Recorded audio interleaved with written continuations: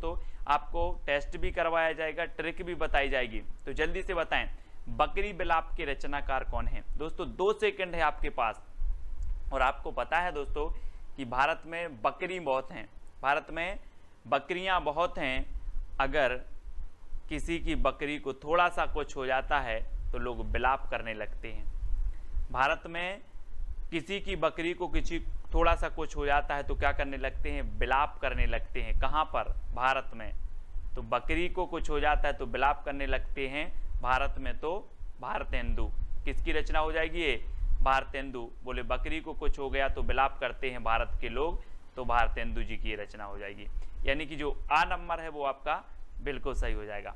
ठीक है, अगला है दोस्तों, आनंद अरुणोदय के रचनाकार कौन है? दोस्तों आपको पता है कि लास्ट में आपको एक चैलेंज प्रश्न दिया जाएगा और इसका उत्तर आपको लिखना होता है, और सबसे अच्छी ट्रिक आपको कौन सी लगी वो आपको बताना होता है। ठीक है, आनंद अरुणोदय के रचनाकार बताना है दोस्तों। 4 विकल्प हैं और 4 में आपका बिल्कुल सही आंसर क्या होगा? 2 सेकंड में आपने उत्तर का चयन किया है, प्रेमघन। बद्री नारायण चौधरी प्रेमघन की रचना है आनंद अरुणोदय। और दोस्तों अगर कोई 2 शब्द प्रेम के आपसे बोल दे तो आनंद आ जाता है। कई के शब्द बोल दे? प्रेम के। 2 शब्द प्रेम के बोल दे तो आनंद आ जाता है। तो आनंद अरुणोदय रचना किसकी होगी? प्रेमघन की भारतेंदु की? प्रेमघन की होगी ना। और दोस्तों आपको पता है एक इन्होंने आनंद कादम्बनी पत्रिका भी निकाली थी, आनंद कादम्बनी, है ना। इसको भी आपको याद रखना है। आनंद कादम्बनी पत्रिका किसने निकाली थी? प्रेमघन साहब ने, है ना। पूछा जाता है आनंद कादम्बनी पत्रिका किसने निकाली थी? प्रेमघन ने। अगला है प्रेम संपत्ति लता की रचनाकार दोस्त कौन है? दोस्तों आपको पता है दोस्तों कि प्रेम की संपत्ति किसके पास थी? हम बोलते हैं कि हमारे ये प्रॉपर्टी है, हमारी वो है, हमारे पास इतनी संपत्ति है, लेकिन जो प्रेम रूपी संपत्ति थी वो किसके पास थी?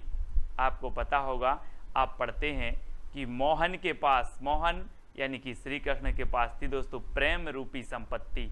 तो याद रख लेना, मोहन से जगमोहन, ठाकुर जगमोहन, है ना। आपने पढ़ा होगा कृष्ण जी की पास क्या थी? प्रेम रूपी संपत्ति। सब लोग उनसे प्रेम करते थे। तो प्रेम रूपी संपत्ति किसके पास थी? मोहन। तो मोहन से बनेगा जगमोहन। ठाकुर जगमोहन की रचना है प्रेम संपत्ति लता। ठीक है, अगला है मन की लहर की रचनाकार कौन है? दोस्तों 2 सेकंड में आप अपने उत्तर का चयन करेंगे और मैं आपको बता दूं कि अगर कभी मन में लहर उठ जाए कि हमें पढ़ाई करना है, कभी मन में लहर उठ जाए तो कि हमें पढ़ाई करना है, तो उसका प्रताप बहुत होता है दोस्तों, उसका प्रताप बहुत होता है और आप IAS IPS बन जाते हो, है ना। तो मन में पढ़ाई की लहर उठानी है ना, और उस लहर का इतना प्रताप होगा कि आप IAS बन जाओगे। तो काय का प्रताप है? मन की लहर का प्रताप है। बोले ये तो IAS कैसे बन गए? वो तो ये तो मन की लहर का प्रताप है जो हम IAS बन गए। तो मन की लहर का प्रताप, इसलिए प्रताप नारायण मिश्र, यानी कि ये नंबर आपका बिल्कुल सही हो जाएगा। ठीक है, अगला क्वेश्चन है दोस्तों, भारत 12 मासा के रचनाकार कौन है? 4 विकल्प हैं दोस्तों। हम देखते हैं कि भारत में नहीं, सब जगह कितने मास होते हैं? 12 मास होते हैं, है ना, 12 महीना होते हैं। और आपको पता है कि भारत में 12 मासा जो है राधा और कृष्ण की क्या की जाती है? पूजा की जाती है। भारत में 12 मासा राधा कृष्ण की पूजा की जाती है। तो भारत 12 मासा के रचनाकार कौन होंगे? कौन होंगे? राधा कृष्ण दास, है ना। बोले सर भारत में 12 मासा राधा और कृष्ण की पूजा की जाती है, इसलिए राधा कृष्ण दास इसके रचयिता हो जाएंगे। ठीक है, पावस पचासा की रचनाकार कौन है दोस्तों? 4 विकल्प हैं। तब तक मैं आपको बता दूं कि यहाँ पर एक क्या आ रहा है? पाँव, है ना, और एक क्या आ रहा है? 50। अब आपको पाँव 50 बार पढ़ना है। किसके? अम्बे। आप वो आरती करते ना, अम्बे तू है जगदम्बे काली, पढ़ते ना आरती, तो वो ही है। पाँव 50 बार पढ़ना है बोले अम्बे के, तो अम्बे से बनेगा अंबिका दत्त व्यास। अंबिका दत्त व्यास, पाँव 50, पावस 50, इस प्रकार से पावस 50। और अम्बे के पढ़ना है तो अंबिका दत्त व्यास की रचना होगी। कौन सी? पावस 50। कितने बार पढ़ना है? 50 बार। किसके? अम्बे के, तो अंबिका दत्त व्यास। ठीक है, अगला है भारत दुर्दशा की रचनाकार कौन है? दोस्तों आपको पता है कि भारत दुर्दशा, है ना, अब यहाँ पर भारत आ रहा है और भारत दुर्दशा, तो ये भी रचना किसकी होगी? भारतेंदु की होगी, है ना। भारत दुर्दशा भारतेंदु जी की रचना है ना। भारत भारती मैथिली शरण गुप्त की रचना है, भारत दुर्दशा भारतेंदु की है ना। कभी कभी कंफ्यूज हो जाते लोग, इस प्रकार से आपका डी नंबर बिल्कुल सही हो जाएगा। नेक्स्ट है भारत धर्म के रचनाकार कौन है दोस्तों, भारत धर्म।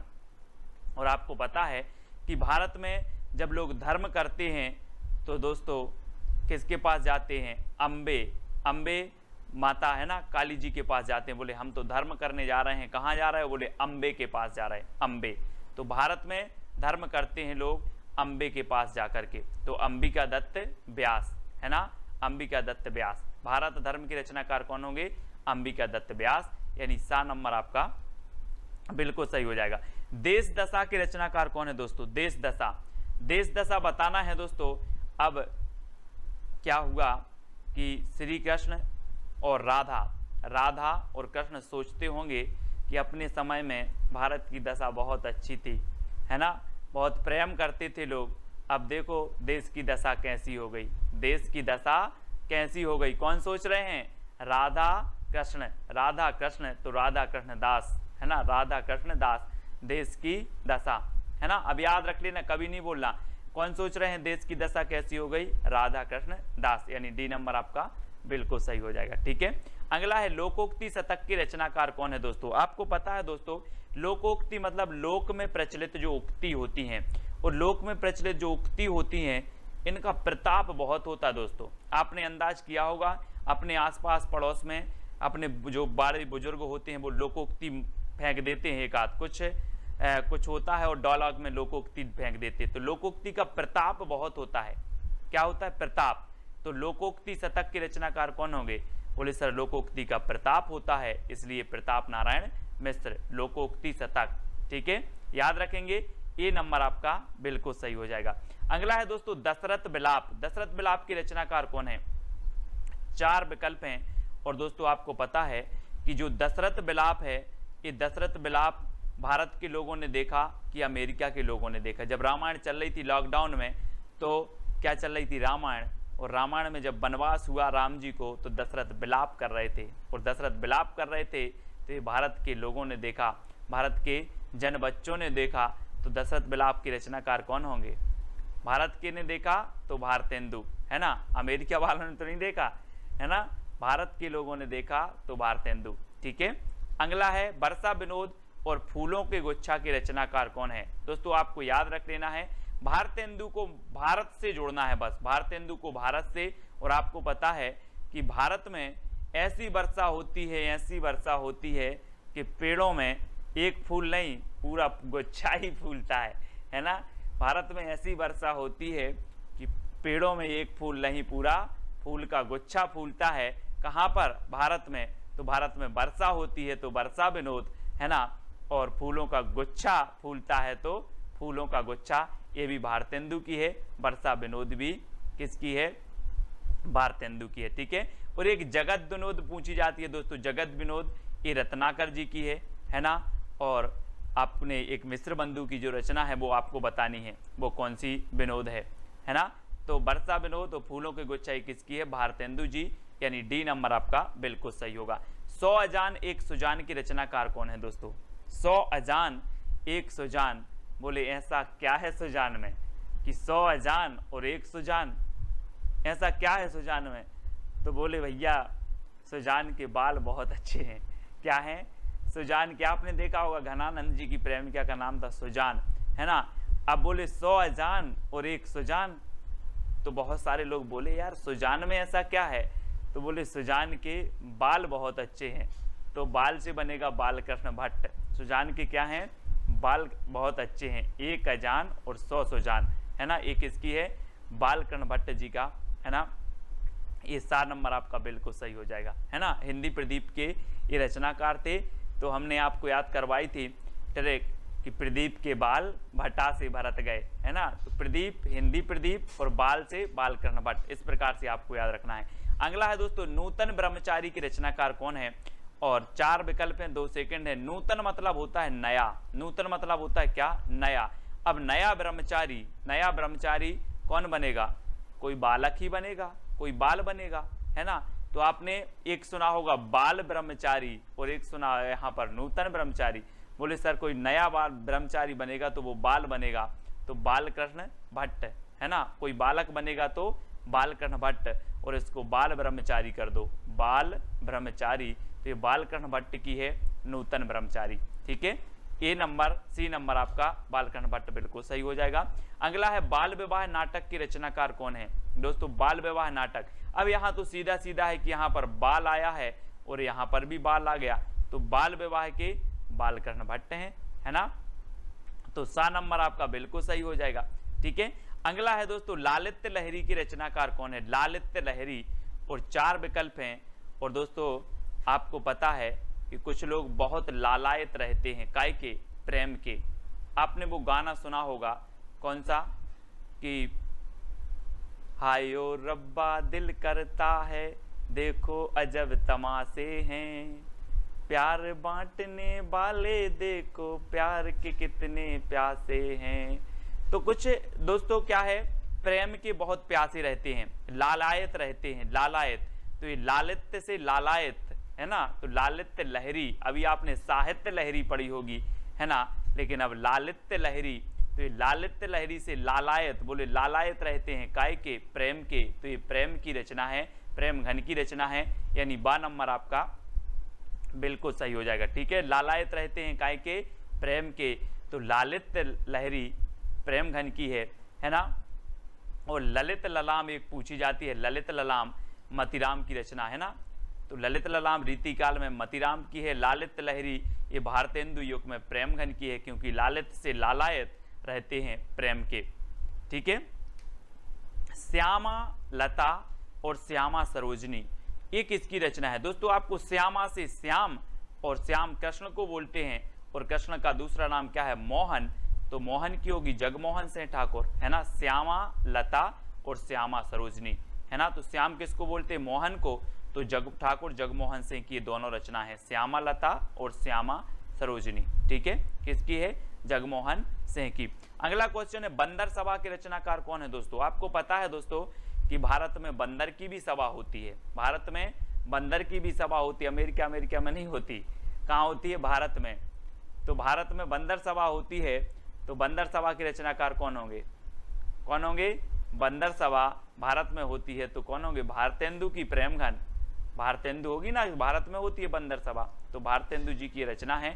ठीक है, अगला क्वेश्चन है देवयानी के रचनाकार कौन है। दोस्तों देवयानी, देव यानी क्या होता है, देव यानी, बोले सर देव यानी होता है मोहन, यानी कि कृष्ण जी। देव यानी मोहन, देव यानी मोहन। अब बोलते ना कि देव यानी क्या होता है, देव का मतलब क्या होता है, ऐसे करते ना, तो देव यानी मोहन, देव यानी मोहन। ठीक है, तो देवयानी के रचनाकार कौन होंगे, जगमोहन सिंह, ठाकुर जगमोहन सिंह। ठीक है, इस प्रकार से याद रखेंगे। अगला है अलौकिक लीला के रचनाकार कौन है। दोस्तों आपको पता है कि पहले क्या करते थे, जो भगवान थे वो क्या करते थे, प्रेम करते थे, तो बोले ये तो अलौकिक लीला है। भगवान प्रेम करते थे तो अलौकिक लीला है। तो क्या करते थे, प्रेम, तो प्रेम से प्रेम घन, अलौकिक लीला, है ना। बोले ये तो अलौकिक लीला है, प्रेम की अलौकिक लीला, प्रेम की अलौकिक लीला, याद रख लेना इस प्रकार से, प्रेम की अलौकिक लीला। सबसे पहली जो आपकी रचना है वैदेही वनवास और प्रिय प्रवास की रचनाकार कौन है। 2 सेकंड आपको दिए जाएंगे, आपको उत्तर कमेंट में लिखना है। और दोस्तों जब तक मैं आपको बता दूं कि वनवास किसको हुआ था, अयोध्या के राजा राम को हुआ था। किसको हुआ था, अयोध्या के राजा राम को वनवास हुआ था, है ना। तो अयोध्या सिंह उपाध्याय आपका उत्तर होगा। और जब ये वनवास हुआ तो ये अपने प्रिय को लेकर प्रवास कर गए थे, वन को प्रवास कर गए थे, है ना। तो प्रिय को, तो प्रिय प्रवास, है ना। और अयोध्या के राजा किसको, राम को वनवास हुआ था, तो वैदेही वनवास हुआ था अयोध्या के राजा राम को, तो अयोध्या से उपाध्याय हरिऔध की रचना होगी। और ये प्रिय को ले गए थे तो प्रिय प्रवास भी इन्हीं की रचना होगी। ठीक है, अब दोस्तों याद रख लेना है ये दोनों ही रचना वैदेही वनवास और प्रिय प्रवास किसकी हैं, उपाध्याय हरिऔध जी की हैं। और प्रिय प्रवास ये हिंदी का खड़ी बोली का प्रथम महाकाव्य है, खड़ी बोली का प्रथम महाकाव्य माना जाता है प्रिय प्रवास। ठीक है, इसको याद रखेंगे। अगला है मिलन, पथिक, मानसी, स्वप्न की रचनाकार कौन है? तो रचनाकार कौन है दोस्तों? आपका बिल्कुल सही आंसर होगा, वो कौन होंगे? उत्तर आपका सही हो जाएगा दोस्तों, राम नरेश त्रिपाठी। कौन है? त्रिपाठी। यानी कि आपका जो विकल्प नंबर सी है वो बिल्कुल सही हो जाएगा। ठीक है, मिलन, पथिक, मानसी और स्वप्न, ये राम नरेश त्रिपाठी की चारों रचनाएं हैं। इनको याद कर लेना, इनका क्रम भी यही है दोस्तों। मिलन के पथ में मानसी का स्वप्न देखा, मिलन के पथ में मानसी, इनका क्रम भी सबसे पहले मिलन, फिर पथ, फिर मानसी और स्वप्न, इनका क्रमबद्ध भी कई बार पूछा जाता है। तो आपको याद रख लेना, मिलन के पथ में मानसी का स्वप्न देखा, ये राम नरेश त्रिपाठी की रचनाएं हैं, है ना। कैसे याद करोगे? मिलन के पथ में मानसी का स्वप्न देखा, ये राम नरेश त्रिपाठी जी की रचनाओं का एक ट्रिक हो जाएगी जो आपको याद रख लेना है, और ये रचनाएं त्रिपाठी जी की हैं। ठीक है, अगला है दोस्तों, कृषक क्रंदन के रचनाकार कौन हैं? दोस्तों आपको पता है कि जब इस प्रकार से पानी नहीं गिरता तो कृषक क्या करता है? क्रंदन करता है, और क्रंदन इसका ईश्वर के पास गया, गया क्या? क्रंदन गया, तो क्रंदन गया, तो गया से गया प्रसाद शुक्ल स्नेही, क्रंदन गया तो गया प्रसाद शुक्ल स्नेही, तो कृषक का क्रंदन गया, तो गया प्रसाद शुक्ल स्नेही की रचनाकार जो है कृषक क्रंदन की रचनाकार हो जाएंगे। इस प्रकार से अब कभी भी आपकी रचना पूछेगी, बोली कृषक क्रंदन, तो आपको याद आएगा क्रंदन गया, तो गया प्रसाद शुक्ल स्नेही। अगला हिंडोला की रचनाकार कौन है दोस्तों? चार विकल्प है, चार में से आपको बताना है, और आपको पता है कि आपको याद कर लेना है जगन्नाथ का हिंडोला, जगन्नाथ का हिंडोला, यानी कि जो सी नंबर है वो बिल्कुल सही हो जाएगा, जगन्नाथ का हिंडोला। तो हिंडोला रचना और ये किसकी हो जाएगी? जगन्नाथ दास रत्नाकर। ये देखो चित्र में जगन्नाथ का हिंडोला, जगन्नाथ का हिंडोला। अब कभी भूलोगे आप? नहीं भूल पाओगे। जगन्नाथ का हिंडोला, बोले हिंडोला रचना किसकी है? बोले जगन्नाथ दास रत्नाकर, है ना। सी नंबर आपका बिल्कुल सही हो जाएगा। अगला है संपत्ति शास्त्र की रचनाकार कौन है? दोस्तों चार विकल्प हैं, चार में से चयन करना है, और आपको पता है अगर आप महावीर की भक्ति करोगे तो आपके पास संपत्ति की कमी नहीं रहेगी। किसकी भक्ति करोगे? महावीर भगवान की भक्ति करोगे तो आपके पास संपत्ति की क्या नहीं रहेगी? कमी नहीं रहेगी। तो महावीर से बनेगा आपका महावीर प्रसाद द्विवेदी। ठीक है, महावीर से क्या बनेगा? महावीर प्रसाद द्विवेदी। इस प्रकार से आपको याद रखना है।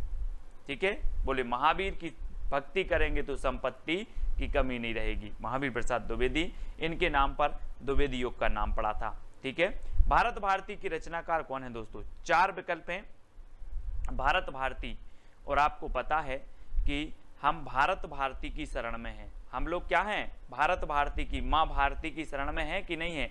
चित्र में देखो जरा, माँ भारती की शरण में है हम लोग, है ना, माँ भारती की शरण में। तो भारत भारती की शरण, तो मैथिली शरण गुप्त, भारत भारती की शरण में है तो मैथिली शरण गुप्त, है ना, शरण गुप्त, मैथिली शरण गुप्त कि इसके रचनाकार हो जाएंगे, है ना। रस कलश के रचनाकार कौन है दोस्तों? रस कलश, ये देखो, रस का कलश औंधा दिया, औंध दिया, है ना, रस का कलश औंध दिया। तो रस कलश के रचनाकार कौन होंगे? औंध दिया तो हरिऔध, है ना। रस का कलश हरि के ऊपर औंध दिया, हरि मतलब भगवान, भगवान के ऊपर औंध दिया।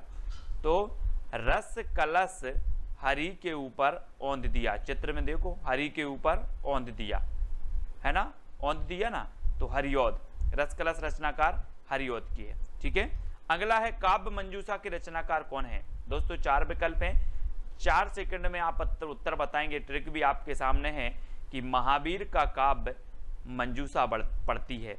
महावीर का काव्य कौन पढ़ती है? मंजूषा पढ़ती है। तो काव्य मंजूषा महावीर प्रसाद द्विवेदी, यानी डी नंबर आपका बिल्कुल सही हो जाएगा। अब महावीर का काव्य मंजूषा पढ़ती है, याद रखेंगे आप, महावीर का काव्य मंजूषा पढ़ती है ना। तो काव्य मंजूषा के रचनाकार जो होंगे वो महावीर प्रसाद द्विवेदी होंगे। अगला है दोस्तों रंग में भंग के रचनाकार कौन है? रंग में भंग, दोस्तों आप रंग बना रहे थे और मैंने मेथी डाल दी, मैथी डाल दी तो आप बोलोगे यार रंग में भंग कर दिया आपने, रंग में भंग कर दिया।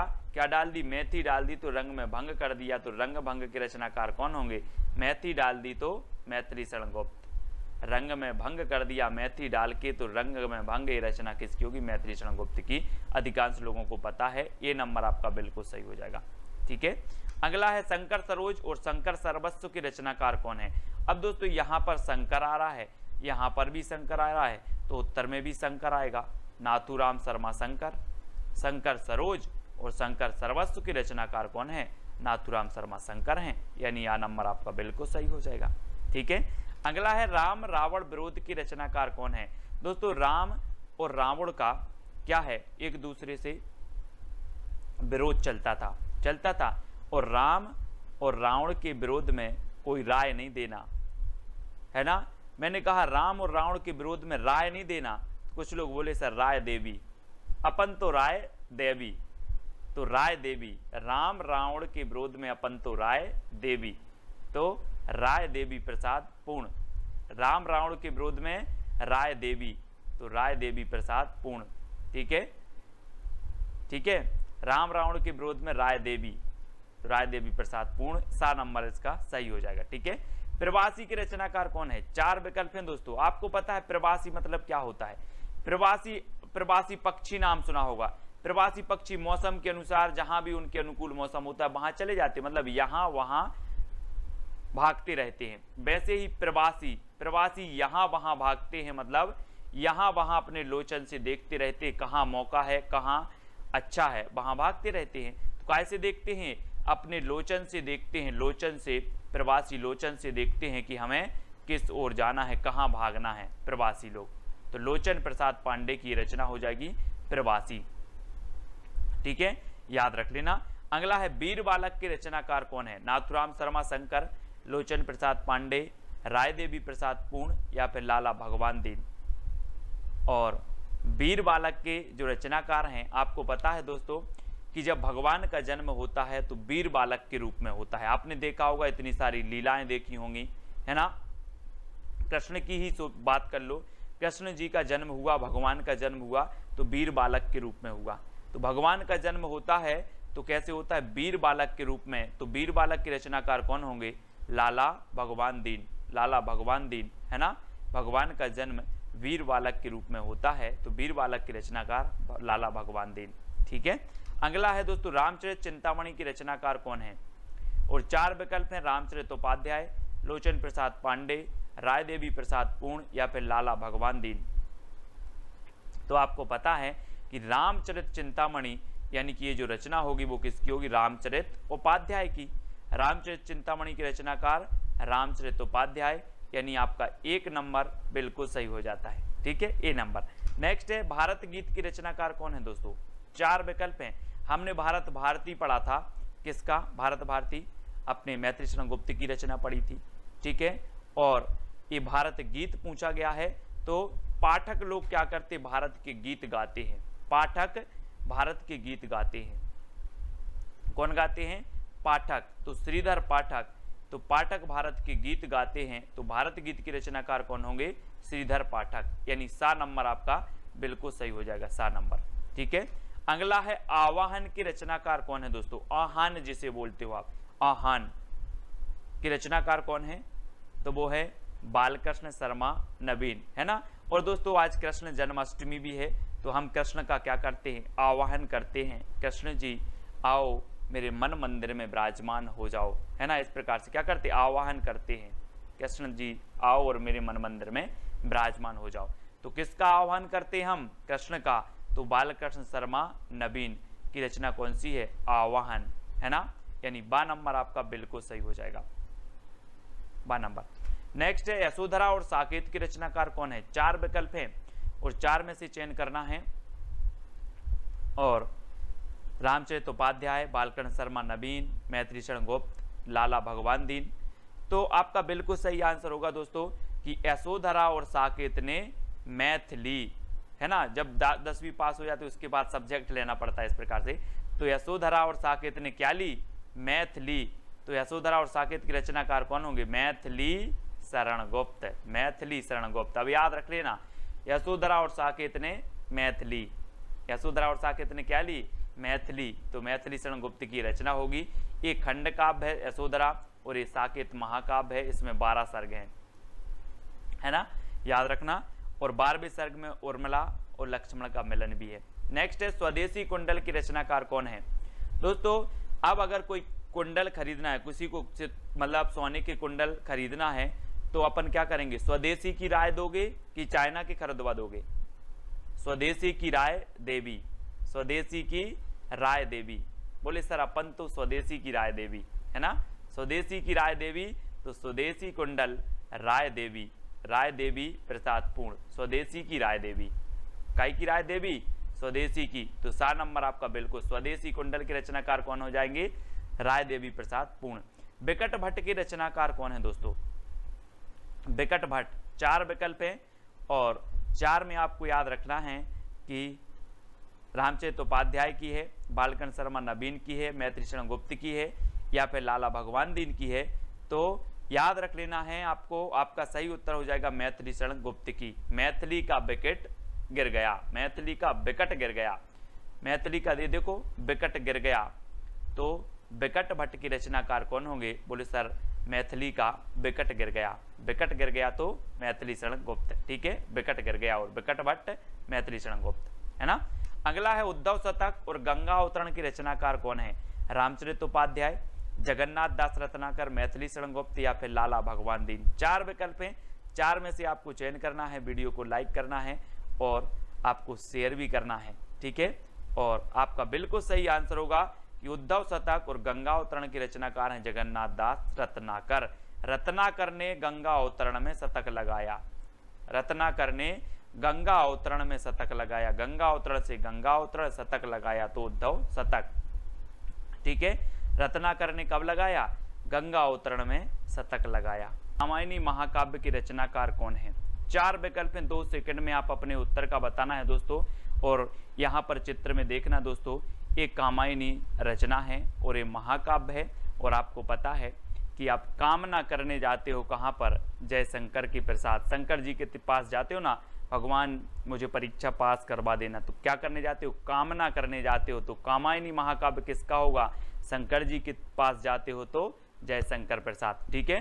और एक कामायनी दोस्तों आपको ये आपको रचना दिख रहा है, ये रचना है, ये बुक है और ये जयशंकर प्रसाद जी की है, ठीक है। और ये महाकाव्य है, कितने सर्गों का महाकाव्य है, 15 सर्गों का महाकाव्य है दोस्तों। और 1935 में ये प्रकाशित हुआ था, ठीक है। तो याद रख लेना, छायावाद का श्रेष्ठ महाकाव्य माना जाता है। लोकायतन महाकाव्य के रचनाकार कौन है दोस्तों। 4 विकल्प हैं दोस्तों, महाकाव्य लोकायतन और कामायनी, ये दोनों ही छायावाद के महाकाव्य हैं। और आपको बताना है 2 सेकंड में। और इसकी जो ट्रैक है दोस्तों, लोक में सुमित्रा आए हैं, लोक में सुमित्रा आए हैं, तो लोक में तो लोकायतन और सुमित्रा आए हैं तो सुमित्रा नंदन पंत।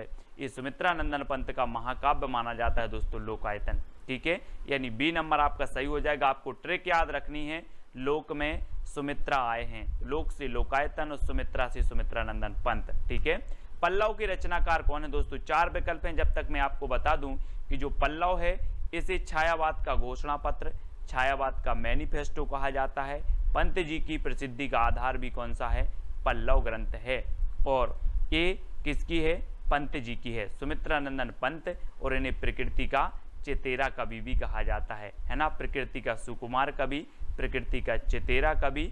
और दोस्तों सुमित्रा से पल्लव पड़ा है, आप बोलते ना कि किससे पाला पड़ गया यार, वही है, सुमित्रा से पाला पड़ा है, सुमित्रा से पल्लव पड़ा है, ठीक है। तो सुमित्रा से पल्लव पड़ा तो सुमित्रा नंदन पंत की रचना हो जाएगी पल्लव। तुलसीदास के रचनाकार कौन है। 4 विकल्प हैं, जयशंकर प्रसाद, सुमित्रा नंदन पंत, निराला, महादेवी वर्मा। और आपको पता है दोस्तों तुलसीदास एक श्रेष्ठ कवि हैं और तुलसीदास रचना भी है।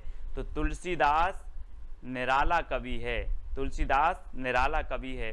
तो तुलसीदास तो निराला कवि है ही दोस्तों। और तुलसीदास जो रचना है ये भी निराली रचना है, यानी कि निराली से और निराला से आपका निराला सा नंबर सही हो जाएगा। आपको याद रख लेना तुलसीदास निराला कवि है, ठीक है। तो ये तुलसीदास रचना निराला की हो जाएगी, ठीक है। अगला है दोस्तों राम की शक्ति पूजा के रचनाकार कौन है? बहुत ही बढ़िया रचना है और मोस्ट इंपॉर्टेंट है दोस्तों। और राम की शक्ति की पूजा कौन करते हैं? निराले व्यक्ति करते हैं, है ना। या फिर राम की शक्ति पूजा निराली है, राम की शक्ति पूजा निराली है, राम की शक्ति पूजा निराले व्यक्ति करते हैं। तो राम की शक्ति पूजा के रचनाकार कौन होंगे?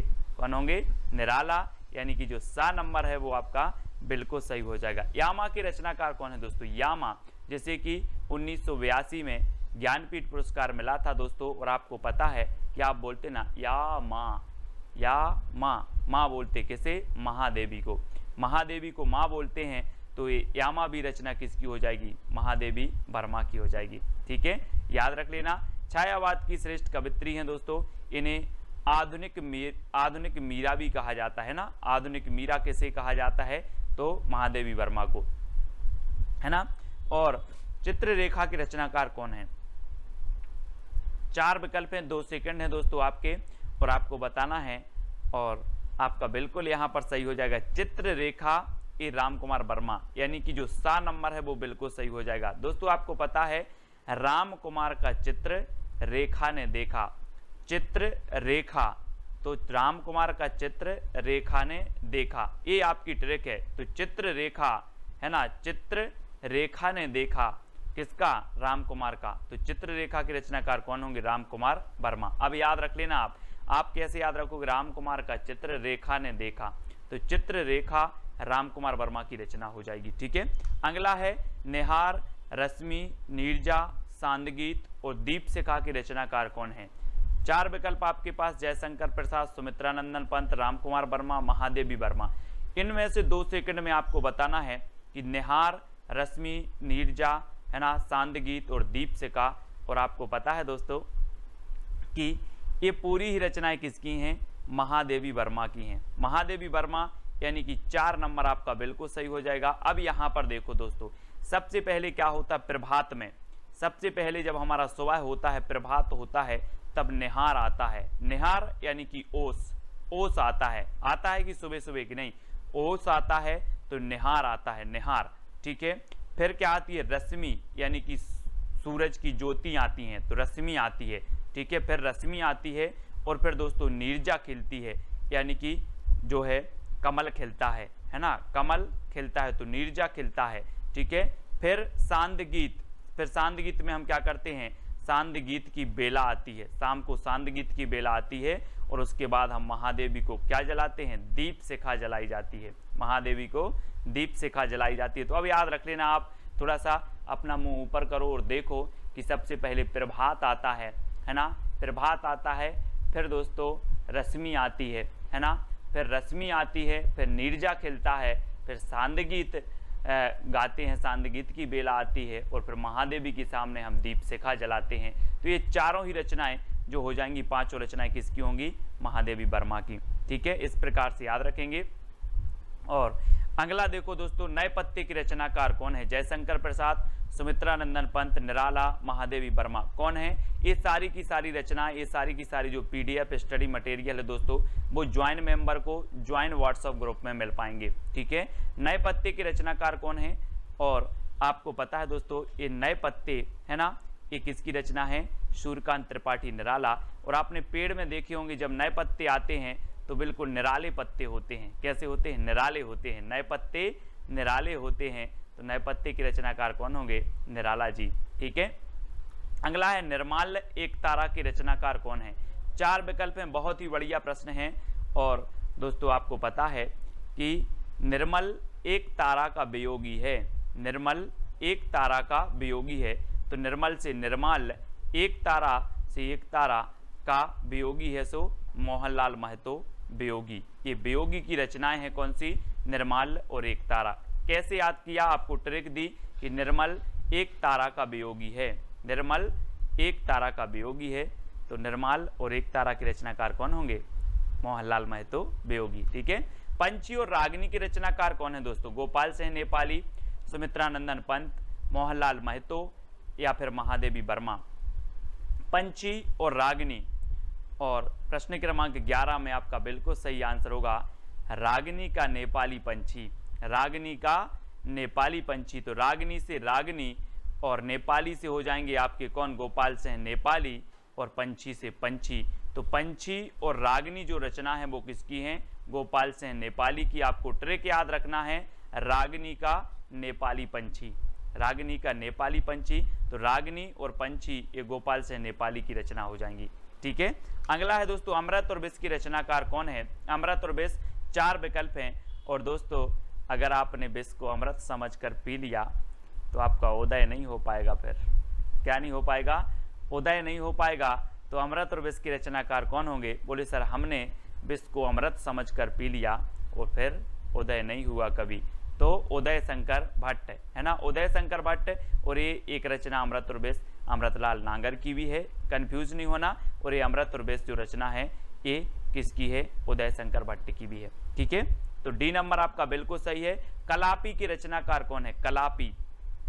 दोस्तों यहां पर देखो कला, एक कला लिखा है और आप बोलते हो सर मुझे कला सीखना है। मैंने बोला कितनी कला सीखना है, तो आपने कहा सर मुझे 80 कला सीखना है। कितनी सीखना है, 80।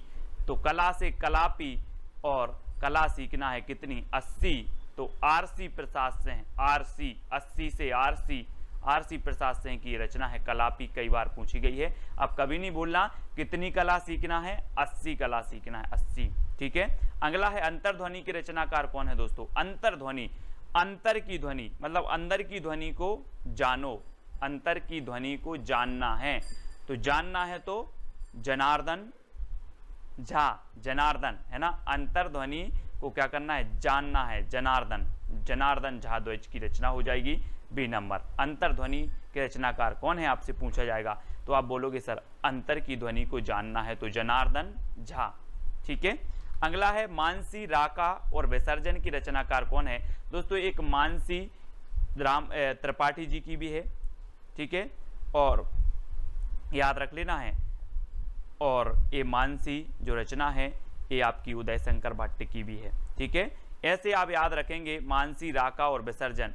मानसी रुको, उदय शंकर का विसर्जन मत करना, मानसी रुको, उदय शंकर का विसर्जन मत करना। तो मानसी से मानसी, रुको से राका और विसर्जन से विसर्जन, मानसी, राका और विसर्जन है ना। और अमृत और विष ये 4 रचनाएं इनकी हैं, कौन की, उदय शंकर भट्ट की। मानसी रुको, उदय शंकर का विसर्जन मत करना, मानसी रुको, उदय शंकर का विसर्जन मत करना, ये किसकी रचनाएं हो गई, उदय शंकर भट्ट, यानी डी नंबर आपका बिल्कुल सही हो जाएगा। ठीक है, अगला है कुकुरमुत्ता की रचनाकार कौन है। 4 विकल्प हैं दोस्तों, जरा इस चित्र को देखो। कुकुरमुत्ता ये किसकी है, ये देखो बिल्कुल निराला होता है दोस्तों। ये कुकुरमुत्ता देखो कैसा छत्ता सा बना है, निराला ही होता है। आप देखो जरा, निराला, ये निराला होता है कुकुरमुत्ता। तो ये कुकुरमुत्ता के रचनाकार कौन होंगे, निराला है ना। बोले सर कुकुरमुत्ता चित्र में देखा ये निराला होता है, तो निराला की रचना हो जाएगी, ये सूर्यकांत त्रिपाठी, निराला। ठीक है, अगला देखो खादी के फूल की रचनाकार कौन है। 4 विकल्प हैं, और दोस्तों ये संयुक्त रचना मानी जाती है 2 कवियों की, और वो कवि कौन से हैं, बच्चन के पंती ने खादी के फूल पहने। अपन बोलते ना नाती पंती, तो बच्चन के पंती ने खादी के फूल पहने, याद रख लेना है ना। बच्चन के पंती ने खादी के फूल पहने, तो ये खादी के फूल रचना है, और बच्चन के पंती ने पहनी, तो बच्चन और पंत, बच्चन और पंत की ये संयुक्त रचना मानी जाती है दोनों की, यानी कि विकल्प नंबर आपका सा जो है वो बिल्कुल सही हो जाएगा। खादी के फूल बच्चन के पंती ने पहले, है ना, बच्चन के पंती ने खादी के फूल पहने, ये ट्रिक है आपकी। तो खादी के फूल जो रचना है ये बच्चन और पंत की हो जाएगी। ठीक है, इसको आप याद रखेंगे। अगला है करुणालय और आंसू की रचनाकार कौन है। दोस्तों आपको ट्रिक कौन सी अच्छी लगी है वो आप बता देना, और आप ज्वाइन व्हाट्सएप ग्रुप से ज्वाइन होना चाहते हैं, है ना, जुड़ना चाहते हैं, तो आपको चैनल के ज्वाइन मेंबर बनना पड़ेगा। ज्वाइन मेंबर का अलग से व्हाट्सएप ग्रुप है, और जो है सब्सक्राइबर मेंबर का अलग से व्हाट्सएप ग्रुप है। ठीक है, तो ज्वाइन मेंबर को विशेष जो है यहाँ पर स्टडी मटेरियल प्रेषित किया जाता है दोस्तों, और सब्सक्राइब मेंबर को टेस्ट आदि बहुत सारी चीज़ें करवाई जाती हैं। तो आप ज्वाइन मेंबर बनना चाहते हैं तो चैनल के ज्वाइन बटन पर क्लिक करें, और वहाँ से आप कुछ राशि पे करके जो है ज्वाइन मेंबर बन सकते हो। करुणालय और आंसू की रचनाकार कौन है। दोस्तों आपको पता है कि करुणालय आंसू, करुणा के आंसू, हम पढ़ते ना करुणा के आंसू शंकर जी के सामने करुण के आंसू, ऐसे लिख लो, शंकर जी के सामने करुण के आंसू बहाते हैं, करुणा के आंसू बहाते हैं, करुण से करुणा कर दो, करुणा के आंसू बहाते हैं, किसके सामने, शंकर जी के सामने। तो शंकर जी यानी कि जयशंकर प्रसाद। वैसे तो करुणालय और आंसू सभी को पता होगा, लेकिन याद रख ले कि जो है शंकर जी के सामने करुणा के आंसू बहाते हैं, करुणा के आंसू, तो करुणालय और आंसू, ठीक है। इस प्रकार से कामायनी इनकी हम रचना पढ़ चुके हैं, ठीक है। करुणालय भी है, आंसू भी है, झरना भी है, और उर्वशी एक इनकी रचना भी है, ठीक है। तो इनको भी आपको याद रखेंगे। और यहाँ पर शंकर जी के सामने करुणा के आंसू बहाते हैं। लहर, झरना और उर्वशी के रचनाकार कौन है दोस्तों? 4 विकल्प हैं, 4 में से आपको बताना है, और यहाँ पर आपका जो बिल्कुल सही आंसर हो जाएगा वो क्या हो जाएगा? लहर। यहाँ पर देखो दोस्तों, ये शंकर जी बैठे हुए हैं, है ना, शंकर जी बैठे हैं, और यहाँ से इनके जटों से लहर निकली। तो लहर निकली तो मानो ऐसा लग रहा था कि झरना निकला है, कोई झरना, है ना। और जब लोगों ने देखा तो लोगों के उर बसी, लोगों के उर मतलब हृदय, और हृदय में बसी। तो ऐसी लहर निकली कि झरना लग रहा था, और जब झरना लोगों ने देखा तो लोगों के उर बसी। तो कहाँ से? शंकर जी की जटाओं से। आप बोलते ना कि गंगा निकली है। तो लहर, झरना और उर्वशी के रचनाकार कौन होंगे? जयशंकर प्रसाद, ठीक है। शंकर जी का नाम आ रहा है तो यहाँ भी जयशंकर प्रसाद। कि कृष्णार्जुन युद्ध 1918 के रचनाकार कौन है? अब 2 सेकंड आपको दिए जाते हैं, 4 विकल्प आपके पास हैं दोस्तों। अब यहाँ पर एक रचना आई है कृष्णार्जुन युद्ध। अब दोस्तों एक बात कॉमन सेंस लगाना कि कृष्ण और अर्जुन का युद्ध क्यों हुआ होगा? क्यों हुआ होगा? माखन के चक्कर में। काय के चक्कर में? यहाँ पर देखो, कृष्ण और अर्जुन का बोले सर, कृष्ण और अर्जुन का युद्ध हुआ था माखन के चक्कर में। तो कृष्ण अर्जुन युद्ध के रचनाकार कौन होंगे? माखन के चक्कर में हुआ तो माखनलाल चतुर्वेदी, ठीक है। माखन के चक्कर में माखनलाल चतुर्वेदी। इस प्रकार से याद करेंगे, बोले माखन के चक्कर में कृष्ण और अर्जुन का युद्ध हुआ, ठीक है। ये आपकी ट्रिक हो गई। नेक्स्ट है जय हिंद के रचनाकार कौन है दोस्तों? जी हाँ दोस्तों, जय हिंद रचना भी है, 1948 की है। अब आपको बताना इसके रचनाकार कौन है। तो ट्रिक है दोस्तों, सियाराम की शरण में जय हिंद लिखा। किसकी शरण में? यहां पर चित्र में देखो, सियाराम की शरण में जय हिंद लिखा, ठीक है। तो किसकी शरण में? सियाराम शरण गुप्त, ठीक है। ये हो जाएंगे दोस्तों आपको। जय हिंद रचना है इनकी 1948 की रचना है। और आपको पता होगा कि जो सियाराम शरण गुप्त हैं ये मैथिली शरण गुप्त के छोटे भाई थे, अनुज थे, ठीक है। और इनकी रचना है जय हिंद 1948 की। हमने कैसे याद किया कि सियाराम की शरण में जय हिंद लिखा, तो जय हिंद रचना सियाराम शरण की, ठीक है। अगला है कुमकुम 1936 के रचनाकार कौन है? 4 विकल्प हैं दोस्तों, 4 में से चयन करना है। और एक चीज बताना कि कुमकुम एक बिंदी आती है, आपको पता होगा, है ना। कुमकुम एक सीरियल भी आता है, कुमकुम एक बिंदी भी आती है। 4 विकल्प में से आप सही बताना, और आपका बिल्कुल सही आंसर होगा दोस्तों बालकृष्ण शर्मा नवीन, है ना। बालकृष्ण शर्मा नवीन कुमकुम। और देखना दोस्तों, अब थोड़ा सा इमेज करना कि ये बाल हैं, यहाँ पर देखो ये बाल हैं, बालों के नीचे आप क्या लगाते हो? कुमकुम लगाते हो, ठीक है। और ये आपकी पलक हैं, दोनों पलकों के बीच में आप कुमकुम लगाते हो। तो बालों के नीचे यानी कि बालकृष्ण भट्ट नीचे कुमकुम लगाते हो तो कुमकुम, और दोनों पलकों के बीच में तो आपलक, पलक के बीच में तो आपलक भी इनकी रचना हो जाएगी, ठीक है। और कौन लगाती है? उर्मिला। कैसे ट्रिक है इसकी?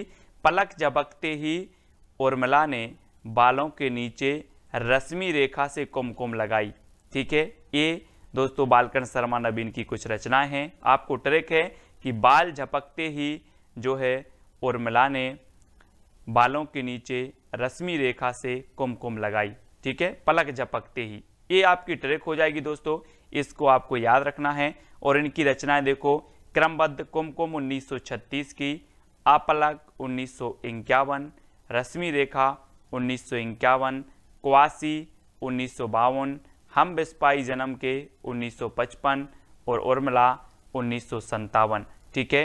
ये बालकृष्ण शर्मा नवीन की रचना है। अब आपको याद रख लेना है, पलक झपकते ही उर्मिला के उर्मिला ने बालों के नीचे रश्मि रेखा से कुमकुम लगाई। ठीक है, ये चीज आपको याद रखनी है और इनकी रचनाएं याद हो जाती हैं, साथ ही क्रमबद्ध भी हैं, सन भी आपको दिए हैं। ठीक है, ये उर्मिला हैं और पलक झपकते ही, तो उर्मिला से उर्मिला, पलक से आपलक, बालों के नीचे कुमकुम तो एक कुमकुम। ठीक है, तो इस प्रकार से आपको याद कर लेना है इनकी रचनाएं, और इसके पहले के बहुत सारे जो वीडियो हैं वो आपको जरूर देखना है दोस्तों। ठीक है, बिखरे मोती और त्रिधारा के रचनाकार कौन है? 4 विकल्प हैं, सुभद्रा कुमारी चौहान, सियाराम शरण गुप्त, बालकृष्ण शर्मा नवीन या फिर रामधारी सिंह दिनकर। और आपको पता है दोस्तों, ट्रिक भी मैंने नीचे दी है कि सुभद्रा के बिखरे मोती की त्रिधारा निकली। सुभद्रा के जो बिखरे मोती थे उनकी कितनी धारा निकली? त्रिधारा निकली। किसकी? सुभद्रा। तो सुभद्रा कुमारी चौहान की बिखरे मोती और त्रिधारा, ये रचनाएं दोनों ही इनकी हो जाएंगी, यानी आपका उत्तर होगा सुभद्रा कुमारी चौहान। आ नंबर आपका बिल्कुल सही हो जाएगा। ठीक है, परशुराम की प्रतीक्षा के रचनाकार कौन है? 4 विकल्प हैं, पहला है सुभद्रा कुमारी चौहान, सियाराम शरण गुप्त, बालकृष्ण शर्मा नवीन या फिर रामधारी सिंह दिनकर। और आपको पता है दोस्तों कि रामधारी सिंह दिनकर को अनल का कवि कहा जाता है, ओज का कवि कहा जाता है। और परशुराम की प्रतीक्षा इनकी दोस्तों बहुत ही बढ़िया रचना है, कई बार पूछी गई है। नीचे ट्रिक दी है कि परशुराम की प्रतीक्षा में उर्वशी और रश्मि ने कुरुक्षेत्र में हुंकार भरी, है ना। तो ये चीज आपको याद रखनी है कि परशुराम की प्रतीक्षा में जो है उर्वशी और रश्मि ने कुरुक्षेत्र में जो है हुंकार भरी। तो इनकी परशुराम की प्रतीक्षा, उर्वशी, रश्मि, कुरुक्षेत्र और हुंकार, ये इनकी रचनाएं हो जाएंगी। ठीक है, और एक इनकी रचना और है, कौन सी? रेणुका। रेणुका भी आपको याद रखनी है। ठीक है, इन्हीं की है, दिनकर जी की। और उर्वशी के लिए दोस्तों इन्हें 1978 में ज्ञानपीठ पुरस्कार भी मिला है। ठीक है, तो याद रखेंगे, क्या याद रखना? परशुराम की प्रतीक्षा में उर्वशी और रश्मि ने कुरुक्षेत्र में हुंकार भरी। ठीक है, ये चीज आपको याद रखनी है। हल्दी घाटी के रचनाकार कौन है? हल्दी घाटी के रचनाकार बताना है दोस्तों, मैथिली शरण गुप्त, श्याम नारायण पांडे, बालकृष्ण शर्मा नवीन या फिर रामधारी सिंह दिनकर। और आपका बिल्कुल सही आंसर क्या हो जाएगा? हल्दी घाटी के जो रचनाकार हैं वो हैं श्याम नारायण पांडे। श्याम नारायण पांडे। अब एक चीज याद रख लेना दोस्तों, एक रचना है श्याम सगाई। श्याम सगाई रचना किसकी है? नंददास की रचना है। और श्याम की सगाई में दोस्तों हल्दी जरूर लगेगी। क्या लगेगी? हल्दी लगेगी। तो हल्दी लगेगी तो हल्दी घाटी के रचनाकार कौन होंगे? श्याम। श्याम की सगाई में हल्दी लगेगी। ठीक है, श्याम की सगाई में क्या लगेगी? हल्दी लगेगी। तो हल्दी घाटी जो रचना है वो किसकी होगी? श्याम नारायण पांडे। श्याम आएगा। ठीक है, श्याम नारायण पांडे। और श्याम सगाई ये नंददास की रचना है, ये चीज भी आपको याद रखनी है ना। अब मैं पूछूंगा हल्दी किसको लगेगी? बोले सर श्याम की सगाई में। तो श्याम सगाई, नंददास और हल्दी घाटी, ये श्याम नारायण पांडे। ठीक है, अगला है जीवन संगीत के रचनाकार कौन है? 4 विकल्प हैं दोस्तों। आपको पता है कि जीवन संगीत कब बन जाता है? अगर दोस्तों आप जगन्नाथपुरी चले जाओ तो संगीत जीवन आपका जो है वो संगीत बन जाता है। कहाँ जाना है? जगन्नाथपुरी आपको जाना है तो आपका जीवन संगीत बन जाएगा। और सबसे बड़ी बात है दोस्तों कि यहाँ पर प्रसाद बहुत मिलता है। क्या मिलता है? प्रसाद। तो जीवन संगीत कब बनता है? जब आप जगन्नाथपुरी जाओगे और यहाँ पर प्रसाद मिलता है, तो जगन्नाथ प्रसाद मिलिंद, है ना। प्रसाद मिलिंद, जगन्नाथपुरी में प्रसाद मिलिंद, तो जीवन संगीत बन जाता है ना। इस प्रकार से अब मैं पूछूंगा जीवन संगीत कब बन जाता है, तो आप बताओगे कि सर जगन्नाथपुरी पहुंच जाएं और वहां पर प्रसाद बहुत मिलता है तो जीवन संगीत बन जाता है। ठीक है, तो जीवन संगीत, जगन्नाथ प्रसाद मिलिंद। ठीक है, अगला है ज्वाला के रचनाकार कौन है?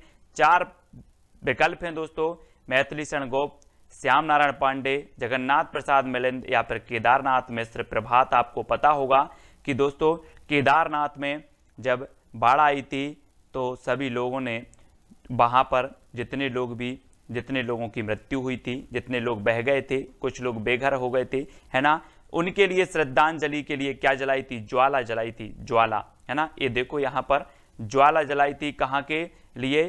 केदारनाथ के लिए। तो ज्वाला के रचनाकार कौन होंगे? केदारनाथ नाथ मिश्र प्रभात। अब यहाँ अग्रवाल नहीं जोड़ना, सिंह नहीं जोड़ना, ये केदारनाथ मिश्र प्रभात हैं जिनकी रचना है ज्वाला। ठीक है, ये चीज आपको याद रखनी है। अगला है साहित्य देवता के रचनाकार कौन है। 4 विकल्प हैं और आपको पता है दोस्तों कि साहित्य देवता को आपको माखन देना पड़ेगा तभी ये सारी रचनाएं याद होंगी, है ना। बोले साहित्य देवता माखन खा लो लेकिन ये रचनाएं याद हो जाएं, है ना।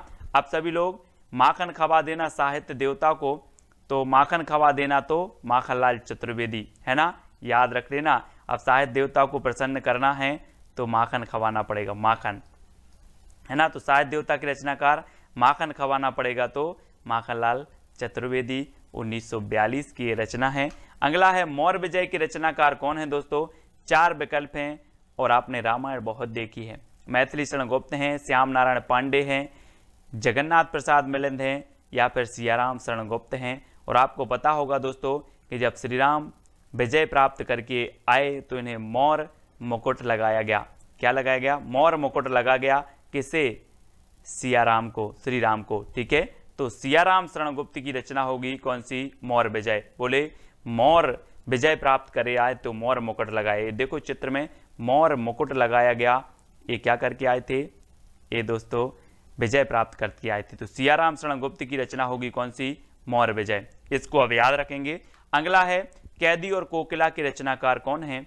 मैथिली शरण गुप्त हैं, श्याम नारायण पांडे या फिर जगन्नाथ प्रसाद मिलिंद या माखनलाल चतुर्वेदी।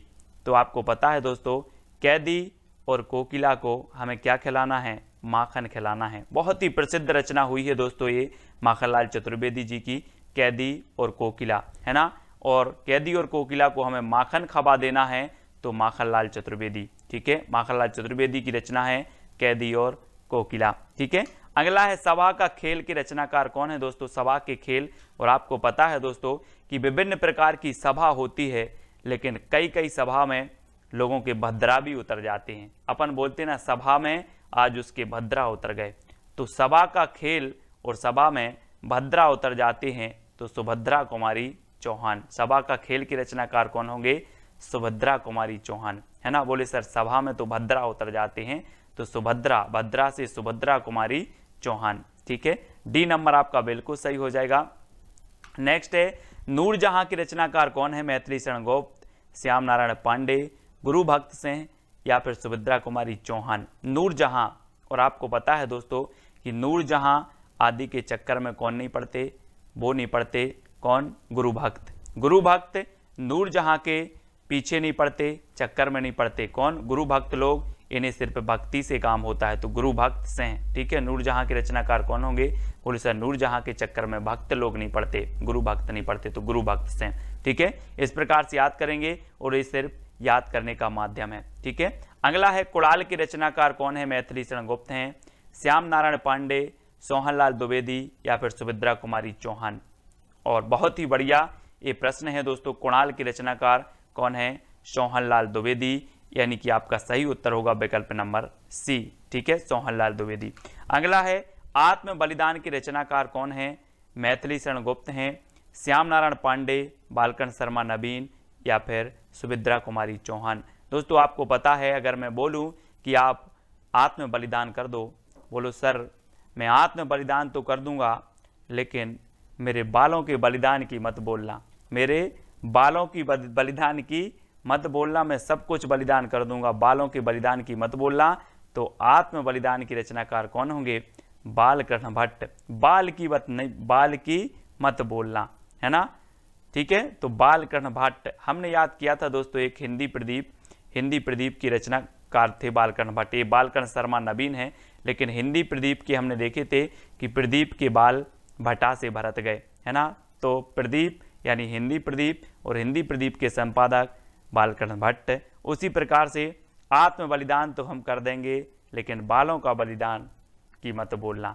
तो आत्म बलिदान की रचनाकार कौन होंगे, बाल से होगा बालकृष्ण शर्मा नवीन। ठीक है, अगला है तक्षशिला के रचनाकार कौन है। 4 विकल्प हैं और दोस्तों आपको पता होगा कि तक्षशिला विश्वविद्यालय बना था, है ना। और जो तक्षशिला है ये बौद्ध शिक्षा, बौद्ध धर्म से संबंधित था, यहाँ का जो क्षेत्र था। ठीक है, और तक्षशिला का क्या हुआ था, भारत में उदय हुआ था। तक्षशिला का भारत में उदय हुआ था, तो तक्षशिला के रचनाकार कौन होंगे? तक्षशिला का उदय यानी कि उदय शंकर भट्ट। ठीक है, उदय शंकर भट्ट। अमृत और विष इनकी एक रचना हमने पढ़ी थी, है ना। अमृत और विष अमृतलाल लांगर की भी है, अमृत और विष उदय शंकर भट्ट की भी है ना। तक्षशिला का उदय, ये उदय शंकर भट्ट की रचना है तक्षशिला। अब कैसे याद रखोगे? बोले सर तक्षशिला का उदय, तक्षशिला से तक्षशिला रचना, उदय से उदय शंकर भट्ट इसके रचनाकार। अमीर इरादे गरीब इरादे की रचनाकार कौन है दोस्तों? आपको बताना है, और बहुत ही बढ़िया रचना है। तो आपको पता है कि चाहे अमीर हो चाहे गरीब हो, सबके इरादे माखन खाने के रहते हैं। बोले आज माखन मिल जाता। अमीर हो या गरीब हो, सबके इरादे काय के रहते हैं? माखन खाने के रहते हैं। तो गरीब में अमीर इरादे और गरीब इरादे के रचनाकार कौन है? माखनलाल चतुर्वेदी, यानी कि डी नंबर आपका बिल्कुल सही हो जाएगा। ठीक है, अगला है झांसी की रानी कविता के रचनाकार कौन है? 4 विकल्प है, मैथिली शरण गोप, श्याम नारायण पांडे, बालकृष्ण शर्मा नवीन या फिर सुभद्रा कुमारी चौहान। और दोस्तों आपको पता है कि झांसी की रानी लक्ष्मीबाई ने सबके भद्रा उतार दिए थे। क्या उतार दिए थे? भद्रा। और हम पढ़ते आए हैं कि खूब लड़ी मर्दानी वह तो झांसी वाली रानी थी, है ना, पढ़ा है आप लोगों ने। तो झांसी की रानी कविता, झांसी की रानी ने भद्रा उतार दिए थे, तो सुभद्रा कुमारी चौहान। ठीक है, अगला हिमकिरीटनी हिमतरंगिणी की रचनाकार कौन है दोस्तों? आपको पता है हिमतरंगिणी के लिए साहित्य अकादमी पुरस्कार मिला 1955 में, है ना, सबसे पहले। और ये रचना किसकी है? और आपको पता है दोस्तों, हिम जैसे जम जाता है क्या? माखन। माखन भी हिम जैसे जम जाता है, तो याद रख लेना क्या जम जाता है? माखन। काय के जैसे? हिम जैसे। तो हिमतरंगिणी और हिमकरटनी माखन जैसे जम जाते हैं, तो माखनलाल चतुर्वेदी, यानी कि डी नंबर आपका बिल्कुल सही होगा। और 1942 की रचना, 1949 की और 1955 में इसे साहित्य अकादमी पुरस्कार मिला हेमतरंगिणी के लिए, सबसे पहले हिंदी में। ठीक है, अगला है पाथेय के रचनाकार कौन है? 4 विकल्प हैं दोस्तों। और आपको पता है कि दोस्तों सिया राम को जब क्या हुआ, वनवास हुआ, तो इनके बहुत सारे पाथेय बने, है ना। आपने नाम सुना होगा, बोले केवट के भाग्य खुल गए, केवट भी पाथेय बना। ऐसे अनेकों ऋषि मुनि थे जो सिया राम के पाथेय बने। कौन के? सिया राम के पाथेय बने। तो पाथेय के रचनाकार कौन होंगे? सियाराम शरण गुप्त, सियाराम शरण गुप्त। ठीक है, तो सियाराम के पाथेय इस प्रकार से आपको याद रख लेना। बोले सियाराम के बहुत सारे पाथेय बने। नींद के बादल 1947 के रचनाकार कौन है? 4 विकल्प हैं आपके सामने, केदारनाथ अग्रवाल, सुमित्रानंदन पंत, दिनकर या फिर नागार्जुन। तो आपको पता होगा दोस्तों कि 2013 में केदारनाथ में क्या आई थी? बाढ़ आई थी। केदारनाथ में बाढ़ आई थी, ऐसा लग रहा था कि बादल जो है नींद में सो गए हैं, है ना। तो नींद के बादल कहाँ आए थे? केदारनाथ में। नींद के बादल आए थे केदारनाथ में। तो नींद के बादल के जो रचनाकार होंगे वो कौन होंगे? केदारनाथ अग्रवाल। और यहाँ पर देखो केदारनाथ में नींद के बादल आए और यहाँ पर तबाही मची थी, है ना। तो केदारनाथ में नींद के बादल, इस प्रकार से आपको याद रखना है। ठीक है, अब आपसे कभी भी पूछा जाएगा नींद के बादल के रचनाकार कौन है, तो आप बता दोगे सर नींद के बादल तो केदारनाथ में आए थे, मतलब केदारनाथ अग्रवाल। ठीक है, हिल्लोल के रचनाकार कौन है दोस्तों? 4 विकल्प हैं। और आपको पता है कि केदारनाथ जाना जाता है दोस्तों, शिव का एक धाम है, शिव जी का एक धाम है केदारनाथ। और जब केदारनाथ में बाढ़ आई, केदारनाथ में दोस्तों जब पानी की बाढ़ आई तो हिलोर लग रही थी। देखो चित्र में हिलोर लग रही थी, किसे लग रही थी? शिव जी को हिलोर लग रही थी, शिव जी को। तो हिलोर से हिल्लोल, और हिल्लोल के रचनाकार कौन होंगे? शिव मंगल सिंह सुमन। यानी कि आपका जो विकल्प नंबर सी है वो बिल्कुल सही हो जाएगा, क्योंकि क्या लग रही थी शिव को? हिलोर लग रही थी, हिलोल। ठीक है, इस प्रकार से यानी कि जो सा नंबर है वो आपका बिल्कुल सही हो जाएगा। नेक्स्ट है दोस्तों मिट्टी की बारात के रचनाकार कौन है? त्रिलोचन, शिव मंगल सिंह सुमन, दोनों या फिर नागार्जुन। आपको कमेंट में बताना है। और आपको पता है दोस्तों कि शिव जी की जब बारात निकली तो बाराती जो थे भभूत लगाए थे, मिट्टी की भभूत लगाए थे, है ना। भूत भी बारात में आए थे। तो ऐसा लग रहा था कि जैसे मिट्टी की बारात आ रही हो, जैसे मिट्टी की बारात आ रही हो, किसकी? शिव जी की। तो मिट्टी की बारात ये रचना किसकी होगी? शिव मंगल से समन। और त्रिलोचन भी कहा जाता है दोस्तों किसको? शिव को। तो त्रिलोचन की भी ये रचना है, शिव मंगल से सुमन की रचना है ना? कौन सी? मिट्टी की बारात। तो अब आपको याद रख लेना है मिट्टी की बारात किसकी आ रही थी? बोले सर त्रिलोचन की या फिर शिव जी की। तो शिव मंगल से सुमन और त्रिलोचन। ठीक है, यानी कि आपका उत्तर सी नंबर बिल्कुल सही हो जाएगा। अगला क्वेश्चन है दोस्तों, राह के दीपक 1947 की रचनाकार कौन है? त्रिलोचन, शिव मंगल से सुमन, रांगे राघव या फिर नागार्जुन। तो आपको पता है राह के दीपक कौन बने? राह के दीपक, यहां से देखो जरा चित्र में, श्री राम जी आगे आगे चलकर ये राह के दीपक बने हैं। कौन? राघव, है ना? राघव बोलते ना, रघुपति राघव सीताराम। तो राघव क्या बने? राह के दीपक बने। इस प्रकार से राह के दीपक बने राघव। तो राह के दीपक के रचनाकार कौन होंगे? रांगे राघव। ठीक है, रांगे राघव, यानी कि सा नंबर आपका बिल्कुल सही हो जाएगा। ठीक है, अब दोस्तों आपको लास्ट में वीडियो के बताना है कि कौन सी ट्रिक सबसे अच्छी लगी, है ना? कौन सी रचना आपको सबसे ज्यादा याद हुई है। और इसके पहले के वीडियो अगर आपने नहीं देखे हैं तो वीडियो जरूर देखें। तालाब की मछलियां के रचनाकार कौन है दोस्तों? 4 विकल्प हैं और आपको पता है कि तालाब की मछलियां कौन खा गया? तालाब की मछलियां नाग खा गया। ये नाग है और तालाब की मछलियां नाग खा गया। तो तालाब की मछलियां कौन खा गया? नाग। तो नागार्जुन। ठीक है, नाग से नागार्जुन, यानी कि सा नंबर आपका बिल्कुल सही होगा। तालाब की मछलियां ये रचना किसकी होगी? बोले सर तालाब की मछलियां नाग खा गया। तो तालाब की मछलियां की रचनाकार नागार्जुन। ठीक है, इस प्रकार से याद रखेंगे। और अगला है दोस्तों, कदली बन, हंसमाला, मिट्टी और फूल के रचनाकार कौन है? ये प्रगतिवादी रचनाएं हैं।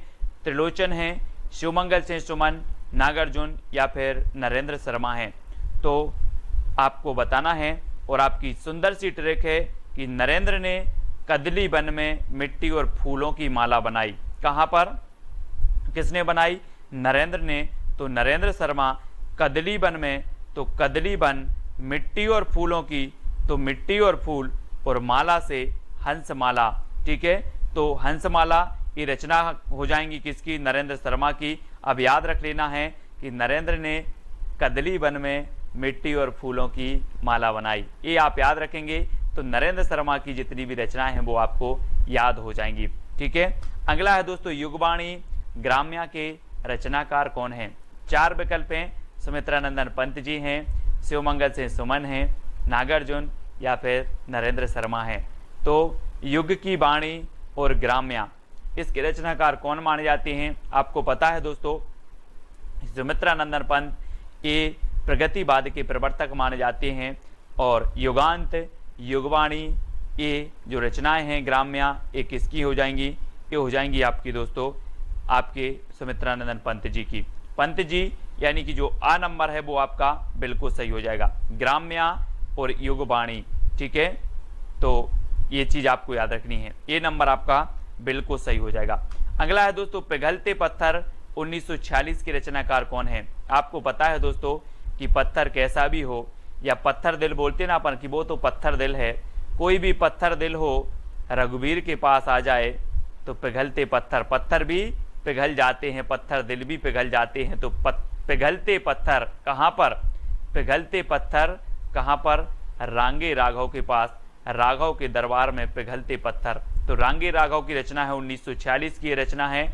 और पिघलते पत्थर कहाँ पर? राघव के दरबार में, है ना? तो रांगे राघव यानी सा नंबर आपका बिल्कुल सही हो जाएगा। कभी भी आपसे रचना पूछी जाएगी, बोले सर पिघलते पत्थर, तो पिघलते पत्थर, पत्थर भी पिघल जाते हैं कहाँ पर? रांगे या फिर राघव के दरबार में। ठीक है, अगला है युगधारा 1953 सतरंगे पंखों वाली की रचनाकार कौन है? सुमित्रानंदन पंत जी, शिवमंगल से सुमन, रांगे राघव या फिर नागार्जुन। और आपको पता है दोस्तों कि युगधारा और सतरंगे पंखे वाली, तो आपको कैसे याद रख लेना है? एक ट्रिक है कि नागार्जुन की युगधारा सतरंगे पंखे वाली है, नागार्जुन की युगधारा सतरंगे पंखे वाली है। ठीक है, अभी हमने पढ़ा कि तालाब की मछलियां नाग खा गया।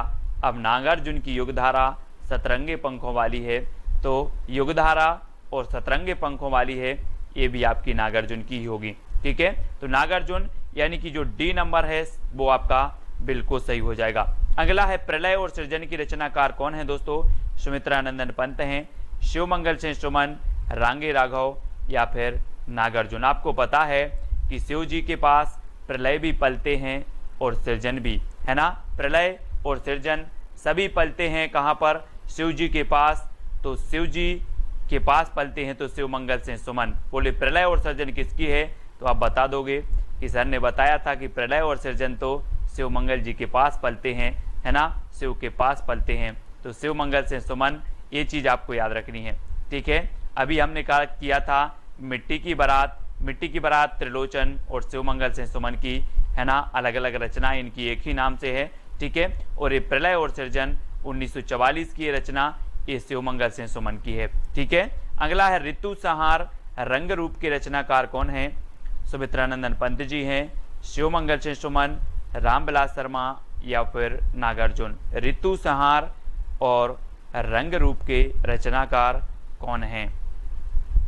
आपको याद रख लेना है, एक छोटा सा कोड है दोस्तों कि ऋतु का रंग रूप रामविलास जैसा है। ऋतु का रंग रूप कैसा है? रामविलास जैसा है। तो ऋतु से आपका बनेगा दोस्तों ऋतु संहार और रंग रूप से रंग रूप, और किसके जैसा है? रामविलास। तो रचनाकार कौन होंगे? रामविलास शर्मा, यानी कि जो सी नंबर है वो आपका बिल्कुल सही हो जाएगा। अब आपसे कभी भी पूछा जाएगा ऋतु संहार किसकी रचना है, तो आप बोलोगे कि ऋतु का रंग रूप रामविलास शर्मा जैसा है ना, या रामविलास जैसा है। तो ऋतु का रंग रूप तो ऋतु संहार, रंग रूप से रंग रूप, रामविलास से रामविलास शर्मा। ठीक है, अगला है जिजीविषा संतरण और संकल्प के रचनाकार कौन है दोस्तों? ये प्रगतिवादी रचना है। जिजीविषा यानी कि जीने की इच्छा, संतरण संकल्प, इनकी रचनाकार कौन है? पंत जी, शिवमंगल सिंह सुमन, महेंद्र भटनागर या फिर नागार्जुन। और आपका बिल्कुल सही आंसर है दोस्तों। यहाँ पर ट्रिक याद रखना है कि महेंद्र ने संत बनकर जिजीविषा का संकल्प लिया। संत बनकर जिजीविषा यानी कि जीने का संकल्प लिया। तो किसने लिया? महेंद्र भटनागर ने। इसलिए जिजीविषा, संतरण और संकल्प ये तीनों ही रचनाएं किसकी हैं? महेंद्र भटनागर की हैं। और महेंद्र ने संत बनकर जिजीविषा का संकल्प लिया, ये आपकी ट्रिक हो जाएगी। ठीक है, और दोस्तों ये सारे नोट्स आपको ज्वाइन मेंबर यानी कि ज्वाइन ग्रुप में मिलेंगे। ठीक है, तो आप ज्वाइन मेंबर अवश्य बने चैनल के। ठीक है, अगला है गुलाब और बुलबुल के रचनाकार कौन है? सुमित्रानंदन पंत हैं, शिवमंगल सिंह सुमन हैं, महेंद्र भटनागर या फिर त्रिलोचन। तो गुलाब और बुलबुल के रचनाकार बताना है। गुलाब और बुलबुल ने त्रिलोचन की पूजा की। किसकी पूजा की? गुलाब और बुलबुल ने त्रिलोचन की पूजा की, यानी कि त्रिलोचन की रचना हो जाएंगी गुलाब और बुलबुल। ठीक है, ये एक ही रचना है गुलाब और बुलबुल, और दोस्तों ये त्रिलोचन की रचना है। ठीक है, त्रिलोचन, गुलाब और बुलबुल ने किसकी पूजा की? त्रिलोचन की। ठीक है, अगला है विश्वास बढ़ता गया पर आंखें नहीं भरी। विश्वास बढ़ता गया ये अलग रचना है, पर आंखें नहीं भरी ये अलग है। लेकिन आप पढ़ते हो कि विश्वास बढ़ता गया पर आंखें नहीं भरी, है ना। शिव को देखते देखते दर्शन करते करते विश्वास बढ़ता गया, पर दर्शन से दोस्तों आंखें नहीं भरी। आंखें नहीं भरी, ऐसा लगता कि शिव के दर्शन करते ही रहें। तो शिव को देखते देखते विश्वास बढ़ता गया पर आंखें नहीं भरी, ये आपकी ट्रिक है। शिव पर विश्वास बढ़ता गया पर आंखें नहीं भरी, ये दोनों ही रचना शिवमंगल सिंह सुमन की हैं। शिवमंगल सिंह सुमन की, है ना, विश्वास बढ़ता गया पर आंखें नहीं भरी। ठीक है, तो ये चीज आपका बी नंबर आपका बिल्कुल सही हो जाएगा, शिवमंगल सिंह सुमन। अगला है दोस्तों, तुमने कहा था खून और शोले, ये किसकी रचनाएं हैं? अभी तक आपने फ्लैशबैक शैली में कौन सी रचना पढ़ी होगी दोस्तों? फ्लैशबैक शैली में पढ़ी होगी उसने कहा था, है ना। उसने कहा था पढ़ी थी, किसकी है? उसने कहा था चंद्रधर शर्मा गुलेरी की। लेकिन आज आपको तुमने कहा था भी पढ़ना है। तुमने कहा था खून और शोले की रचनाकार कौन है? सुमित्रानंदन पंत जी हैं, शिवमंगल सिंह सुमन, महेंद्र भटनागर या फिर नागार्जुन हैं। तब आपका बिल्कुल सही यहाँ पर आंसर हो जाएगा, तुमने कहा था कि खून और शोले। खून और शोले ये नागार्जुन की रचना है दोस्तों। खून और शोले, है ना। किसने कहा था? नांग ने कहा था, नागार्जुन ने कहा था कि खून और शोले, अभी कम सोया है और शोले, तो तुमने कहा था खून और शोले। ये रचनाएं हैं किसकी? नागार्जुन साहब की हैं, ठीक है। प्यासी पथराई आंखें नागार्जुन की है ना। इन सभी रचनाओं को याद रख लेना है। तुमने कहा था खून और शोले नागार्जुन जी की, ठीक है। बेला और नए पत्ते के रचनाकार कौन हैं? सुमित्रानंदन पंत जी हैं, निराला, महेंद्र भटनागर या फिर नागार्जुन। तो आपको पता है दोस्तों कि बेला हो या नए पत्ते हो या कुकुरमुत्ता हो, ये निराला जी की प्रगतिवादी रचनाएं मानी जाती हैं। आपको याद रख लेना है, आपसे क्वेश्चन पूछा जाएगा निम्न में से बताइए निराला की कौन सी रचना प्रगतिवादी है। तो आपको पता होगा बेला, नए पत्ते, कुकुरमुत्ता, ये इनकी प्रगतिवादी रचनाएं हैं। और कुकुरमुत्ता के नए पत्ते की बेला कैसी है? निराली है। तो कुकुरमुत्ता, नए पत्ते और बेला, ये तीनों ही रचनाएं निराली से बनेगा आपका निराला, ठीक है। तो निराली हैं। ये आपकी ट्रिक है कि कुकुरमुत्ता के नए पत्ते की बेला निराली है, ठीक है। तो यहाँ से याद रखेंगे। और बी नंबर आपका बिल्कुल सही होगा। पंख और पतवार के रचनाकार कौन है दोस्तों? पंख और पतवार, आपको पता है कि पंख और पतवार दोनों कहाँ चल रहे थे? कहाँ चल रहे थे? केदारनाथ में जब बाढ़ आई तो या तो पंख चल रहे थे, पंख यानी कि हेलीकॉप्टर उड़ रहे थे पंखा से, या फिर नाव की पतवार चल रही थी। कहाँ पर? केदारनाथ में। तो ये दो ही चीजें हो रही थी, बाकी और कुछ नहीं हो रहा था, पंख या तो पतवार। कहाँ? केदारनाथ। तो केदारनाथ अग्रवाल इसकी रचनाएं होंगे। अब कभी भी पूछा जाएगा कि पंख और पतवार के रचनाकार कौन है, तो आप बोलोगे कि पंख चल रहा था या फिर पतवार चल रही थी। कहाँ पर? केदारनाथ। तो केदारनाथ अग्रवाल, ठीक है। इस प्रकार से कटे अंगूठे के बंधनवार की रचनाकार कौन है? कटे अंगूठे सुमित्रानंदन पंत की है, निराला, केदारनाथ अग्रवाल या फिर शिव मंगल सिंह सुमन की है। कटे अंगूठे के बंधनवार, और बहुत ही बढ़िया है दोस्तों, अगर आप शिव की भक्ति करते हो तो आपके जो बंधनवार भी हैं वो सारे कट जाएंगे, है ना। कटे अंगूठे के बंधनवार, और हम करते करते शिव की भक्ति, ये आपके कट जाएंगे, यानी कि शिव मंगल सिंह सुमन आपका बिल्कुल सही हो जाएगा। बोले शिव की भक्ति करते करते कटे अंगूठे के बंधनवार, कटे अंगूठे के बंधनवार शिव मंगल सिंह सुमन।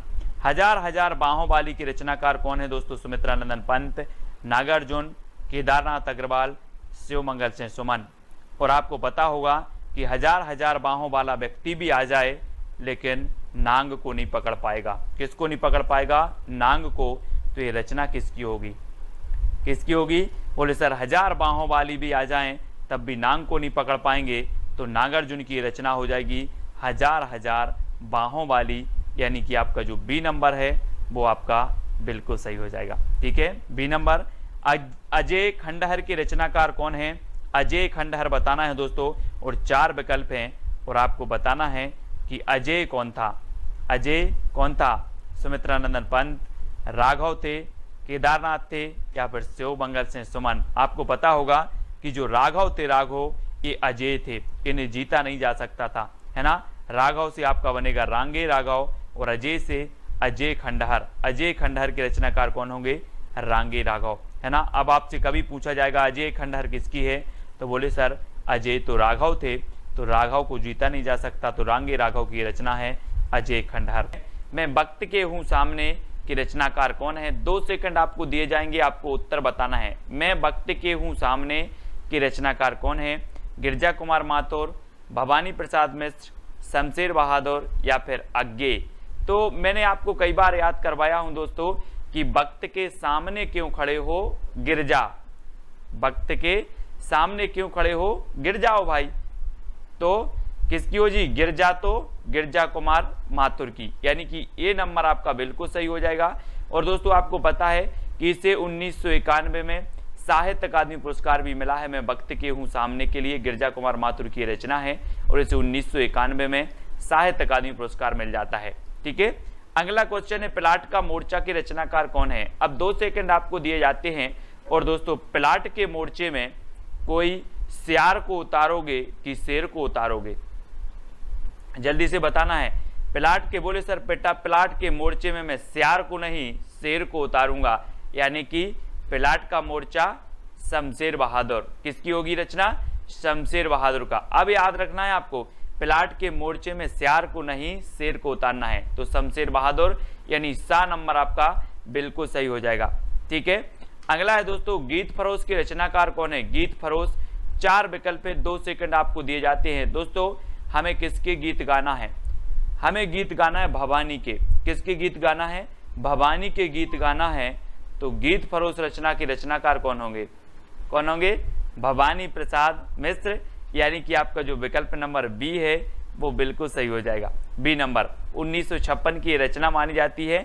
और अगला है दोस्तों, आंगन के पार द्वार के रचनाकार कौन है? और 4 विकल्प हैं और आपका बिल्कुल सही आंसर हो जाएगा कि आंगन के द्वार पर कौन खड़े हैं? अज्ञेय खड़े हैं।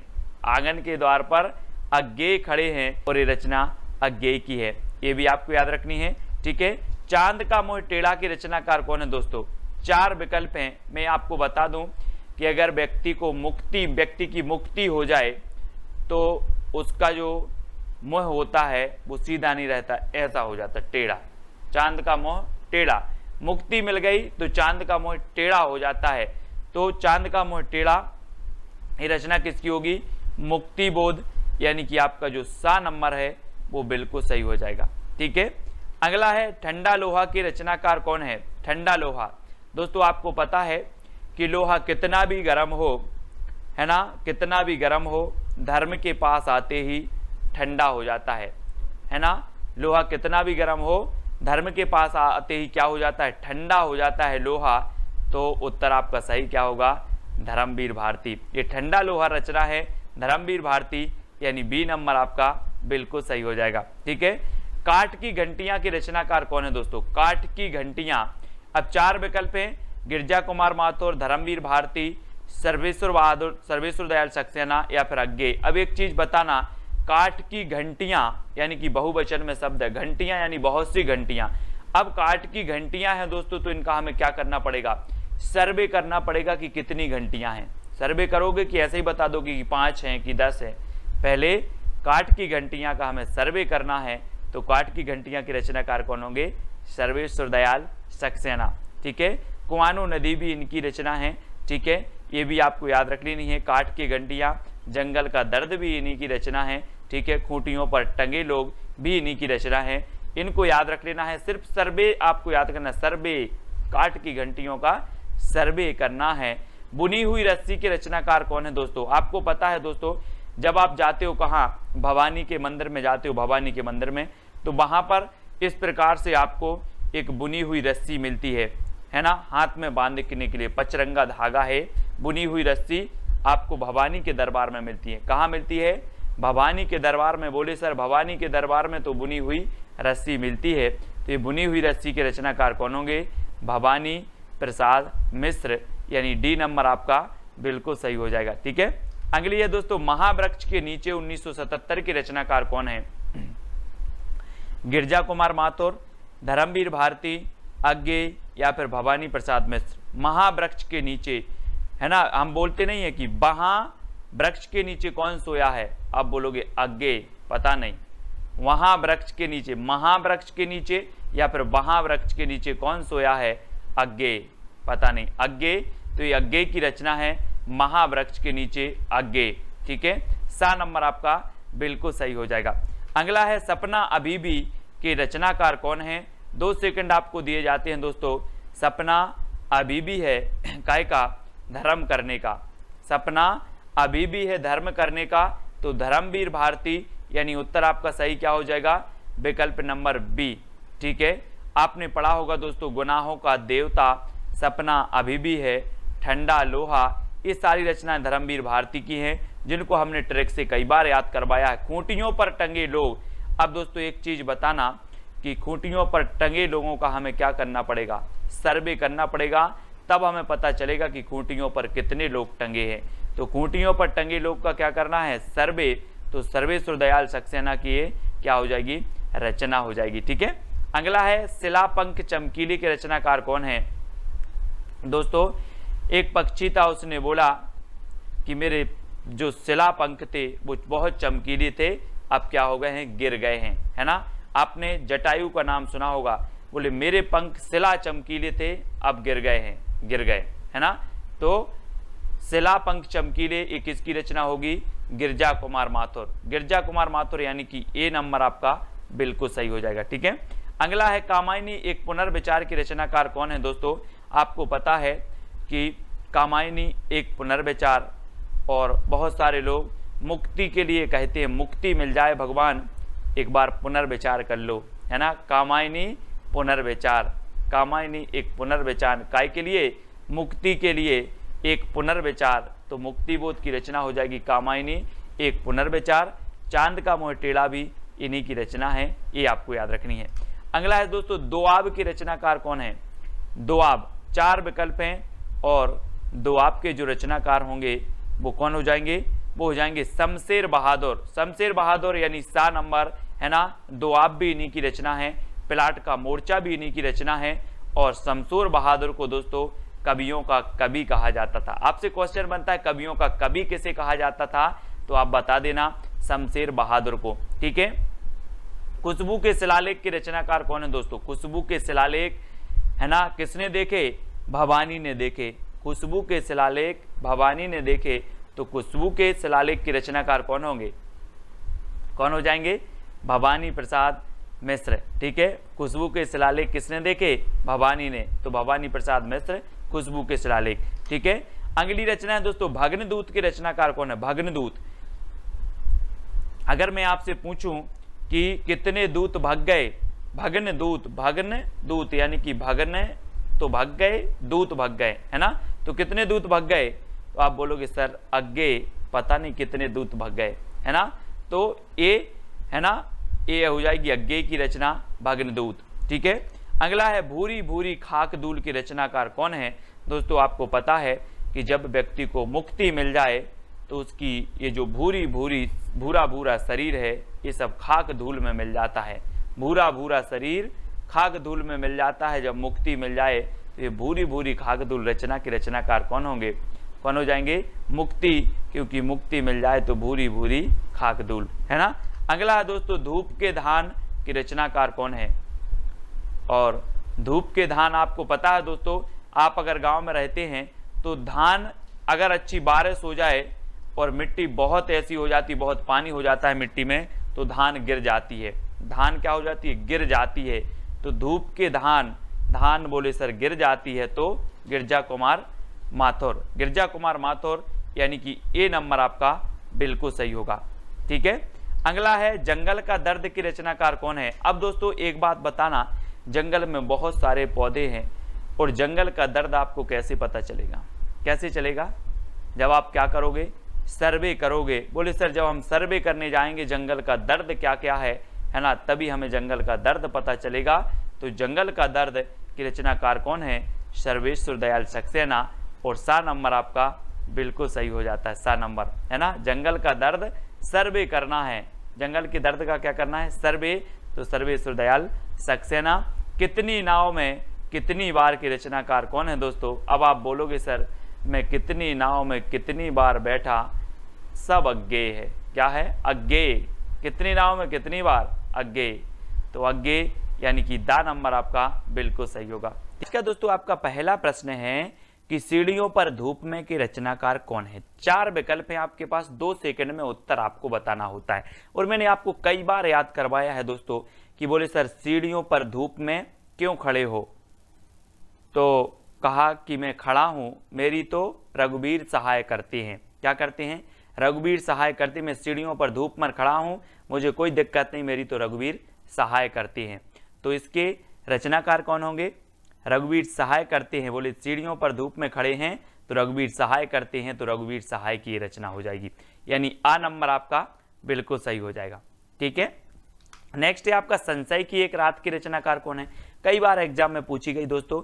4 विकल्प 2 सेकंड में आपको उत्तर करके चयन करके बताना है। फिर मैं आपको बता देता हूं कि संशय की एक रात में, संशय की एक रात में नरेश मेहता आए, संशय की एक रात में नरेश मेहता आए, ये आपकी ट्रिक है याद करने की।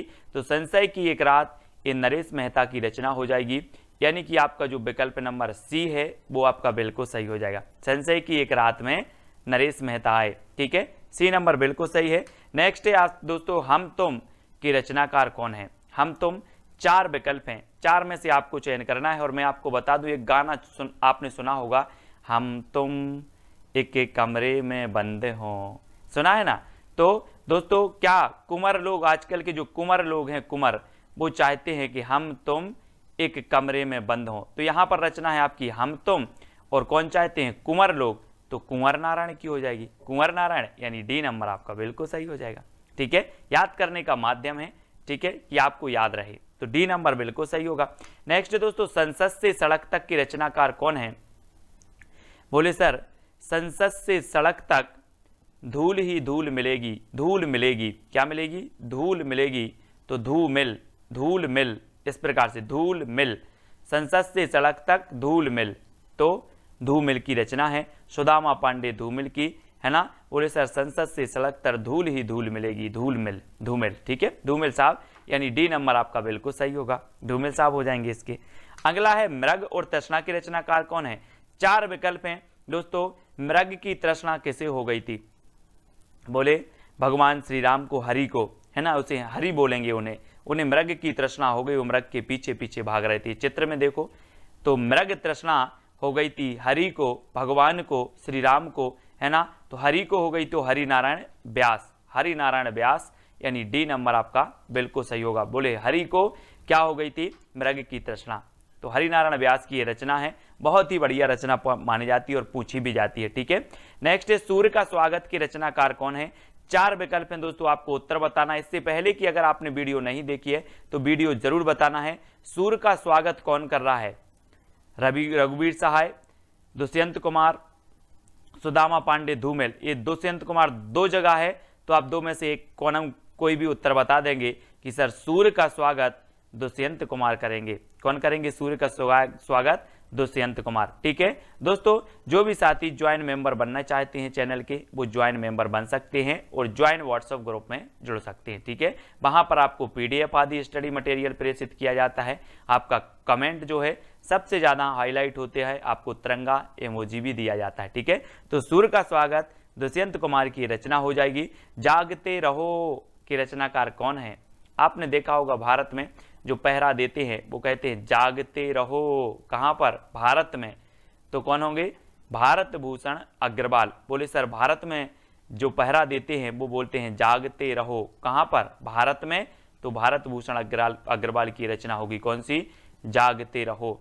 ठीक है, अब आपसे कभी पूछा जाएगा कि जागते रहो की रचनाकार कौन है, आप बोलना कि जागते रहो पहरा देते हैं भारत में, है ना, तो ये बोलते हैं जागते रहो। ठीक है, इस प्रकार से। अगला है आत्महत्या के विरुद्ध की रचनाकार कौन है। आत्महत्या के विरुद्ध, तो दोस्तों आत्महत्या के विरुद्ध रघुवीर सहाय नहीं करेंगे, है ना, सहाय, रघुवीर सहाय। बोले आत्महत्या के विरुद्ध रघुवीर सहाय करते हैं, आत्महत्या के पक्ष में नहीं करते। ठीक है, तो आत्महत्या के विरुद्ध रघुवीर सहाय की रचना है, यानी कि आपका जो ए नंबर है वो इसको याद रख लेना, ए नंबर। ठीक है, आत्महत्या के विरुद्ध रघुवीर सहाय। ठीक है, आत्महत्या के विरुद्ध रघुवीर सहाय, धूप में, है ना, सीढ़ियों पर धूप में रघुवीर सहाय, इनको याद करेंगे, ये पूछी जाती रचना। परिवेश के रचनाकार कौन है। दोस्तों आपने प्राचीन काल में पढ़ा होगा कि राजा महाराजाओं के पास कुंवर होते थे, बोले कुंवर हुए हैं, है ना, कुंवर हुए हैं, तो वो कुंवर को बहुत अच्छा परिवेश देते थे। क्या देते थे, परिवेश, किसको, कुंवर को, कुंवर को राजा महाराजा परिवेश देते थे।